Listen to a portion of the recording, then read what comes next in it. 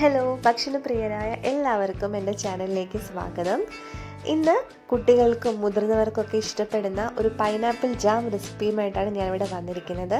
കടകളിലൊക്കെ കിട്ടുന്ന അതേ രുചിയിൽ പ്രിസർവേറ്റീവ്സ് ഒന്നും ആഡ് ചെയ്യാതെ എങ്ങനെയാണ് ജാം ഉണ്ടാക്കുന്നത് നമുക്ക് നോക്കാം. അപ്പോൾ നമുക്ക് പൈനാപ്പിൾ ജാം എങ്ങനെ ഉണ്ടാക്കുന്നത് നോക്കാം. അപ്പോൾ അതിന് വേണ്ടിയിട്ട് ഒരു ഇടത്തരം വലുപ്പമുള്ള പൈനാപ്പിൾ നന്നായിട്ട് പേസ്റ്റ് ആക്കിയതാണ്. ഞാൻ തൊലിയൊക്കെ കളഞ്ഞിട്ട് വെള്ളം ഒട്ടും ചേർക്കാതെ അരച്ചെടുത്തിട്ടുള്ള പൈനാപ്പിളിൻ്റെ പേസ്റ്റാണ് ഇത്. ഇവിടെ ഏകദേശം എനിക്ക് ഒരു 1.5 ഗ്ലാസ് പൈനാപ്പിൾ പേസ്റ്റാണ് കിട്ടിയിട്ടുള്ളത്.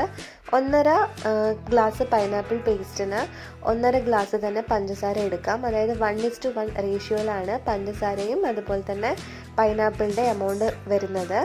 അതിനുശേഷം ഒരു ചെറുനാരങ്ങയുടെ പകുതി നീരാണ് ഇവിടെ എടുത്തിട്ടുള്ളത്. അടുത്തതായിട്ട് പാന് അടുപ്പത്ത് വെച്ചിട്ട് അതിലേക്ക് നമ്മൾ തയ്യാറാക്കിയിട്ടുള്ള പൈനാപ്പിളിൻ്റെ പ്യൂരി നമുക്ക് മിക്സ് ചെയ്ത് കൊടുക്കാം. എന്നിട്ട് നന്നായിട്ട് ഇതൊന്ന് തിള വരുന്നത് വരെ നമുക്ക് നന്നായിട്ട് ഇതൊന്ന് ഇളക്കി കൊടുക്കണം.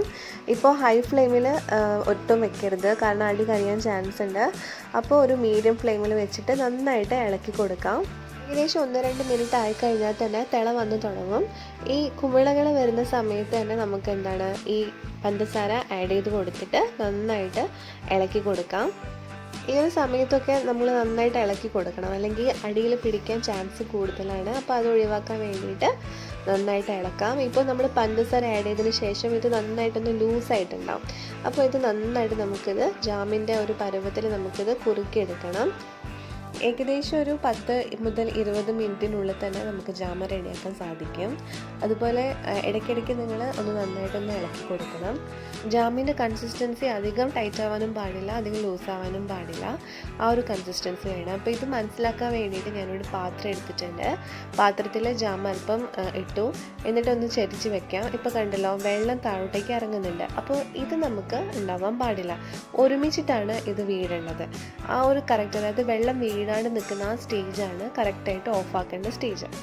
അപ്പോൾ ഞാനിതൊന്നും കൂടിയും ജാമ കുറുക്കിയെടുക്കുകയാണ് കറക്റ്റ് കൺസിസ്റ്റൻസി കിട്ടാൻ വേണ്ടിയിട്ട്. ഇപ്പോൾ ഏകദേശം കറക്റ്റ് കൺസിസ്റ്റൻസി എത്തിയിട്ടുണ്ട്. ഈ ഒരു സമയത്ത് നമ്മൾ നേരത്തെ എടുത്തു വെച്ചിട്ടുള്ള അര നാരങ്ങയുടെ നീര് ഇവിടെ ചേർത്ത് കൊടുത്തിട്ടുണ്ട്. ഇനി അധികം പഞ്ചസാര ക്രിസ്റ്റലൈസ് ചെയ്യാണ്ടിരിക്കാൻ വേണ്ടിയിട്ടാണ് ഞാനത് ചെയ്തിട്ടുള്ളത്. ഇനി നമുക്കത് തീ ഓഫാക്കി വയ്ക്കാം. ഇനി നമുക്ക് ചൂടാറി കഴിഞ്ഞതിന് ശേഷം ഞാനൊന്ന് കാണിച്ചു തരാം. ഇപ്പോൾ കണ്ടല്ലോ, കറക്റ്റായിട്ട് നമുക്ക് ജാമിൻ്റെ ആ ഒരു കൺസിസ്റ്റൻസി തന്നെ നമുക്ക് കിട്ടിയിട്ടുണ്ട്. ഇത് ഒന്നും കൂടിയും നമ്മൾ ഫ്രിഡ്ജിൽ വെച്ച് കഴിയുമ്പോൾ ഒന്നും കൂടി ഒന്ന് ടൈറ്റ് ആവും. അപ്പോൾ കറക്റ്റായിട്ട് നമുക്ക് ആ ഒരു കൺസിസ്റ്റൻസി കിട്ടും. ഇനി അതിന് ശേഷം നമുക്കൊന്ന് സ്റ്റോർ ചെയ്ത് വെക്കേണ്ടത് പ്രധാനമാണ്. അതിനായിട്ട് നന്നായിട്ട് ഒരു കുപ്പിയുടെ ജാറ് എടുത്തിട്ട് നന്നായിട്ടൊന്ന് കഴുകി നല്ലോണം തുടച്ച് വെക്കാം. അതിൽ ഈർപ്പുണ്ടാവാൻ പാടില്ല. അതിലേക്ക് നമുക്ക് ജാം ഇട്ട് വെച്ചിട്ട് ഇത് സ്റ്റോർ ചെയ്യാം. അപ്പോൾ ഏകദേശം ഒരു 3 ആഴ്ചയോളക്കം ഇത് നന്നായിട്ട് കേടുകൂടാതെ തന്നെ ഇരിക്കും. അപ്പോൾ വീട്ടിൽ നിങ്ങളെല്ലാവരും ഈ ഒരു റെസിപ്പി ട്രൈ ചെയ്തിട്ട് അഭിപ്രായം പറയണം. ഈ റെസിപ്പീസുമായിട്ട് നമുക്ക് വീണ്ടും കാണാം. Thank you so much.